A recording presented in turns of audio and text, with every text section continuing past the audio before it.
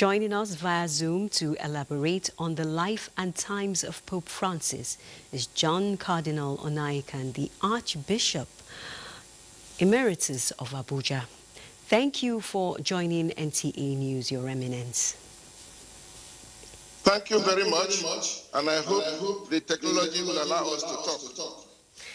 Indeed, Your Eminence, mixed feelings for Christendom, especially the Catholic Church, celebrating Easter yet mourning the demise of Pope Francis, whose last outing was on Easter Sunday. Incidentally, Pope Francis appointed His Eminence Apostolic Administrator of the Diocese of Ahiara in Imo State in 2013, and again a 5-year renewable term as member of the Congregation for Divine Worship and the Discipline of the Sacrament in October 2016. How does this make you feel? Thank you very much. Ironically, my first, the first thing I would say is that I wouldn't say that the Catholic world is mourning the Pope. We are not mourning. Our Pope has gone to heaven, and we are rejoicing with him. He has spent no less than almost 2 months preparing for this journey.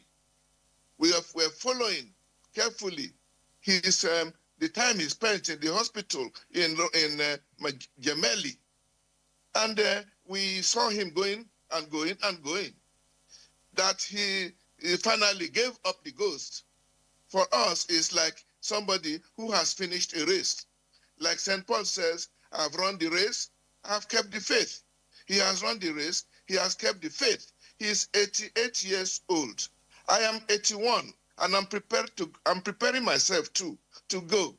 What we should simply say is, we thank God. We had Pope Francis for 12 years as the leader of not only the Catholic Church, but also a great religious leader all over the world. I know him very well personally. I knew him before he became Pope. Both of us were cardinals, and we went together to the conclave from which he emerged as Pope in 2014. So we know one another very well. And my heart was with him when he was struggling to live in St. Peter's Basilica, when he was wishing everybody,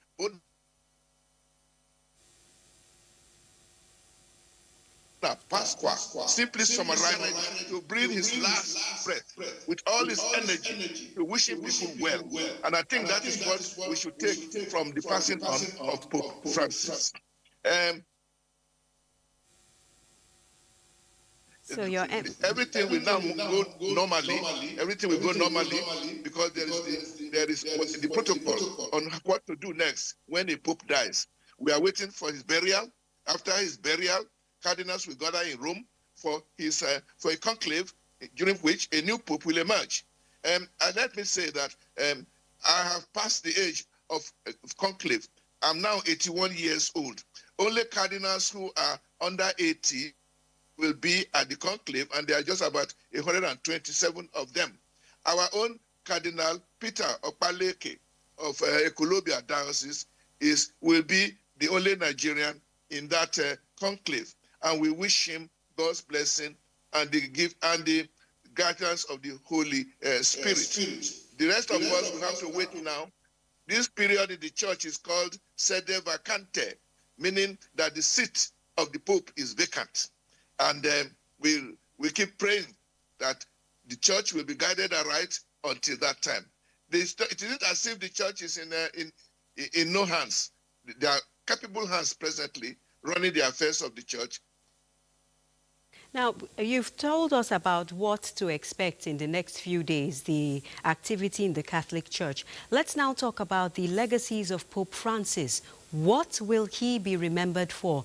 In his homily, he did call for an end to conflict. He called for wars to cease throughout the earth, and he was known as a man of peace. What can you add to that, Your Eminence? Pope Francis was a man of many parts. Of course, the first thing we'll say about a pope is what he did for the church and within the church. And we who were part of the church's structure and system, we saw him leading us in many ways that were sometimes quite unusual. But when we listen to him carefully, we see that he is being guided by the Holy Spirit to move the church forward and to move us beyond ourselves. He wants the church to be not so much inward looking, but let it be a church that is upward looking at the service of humanity in general.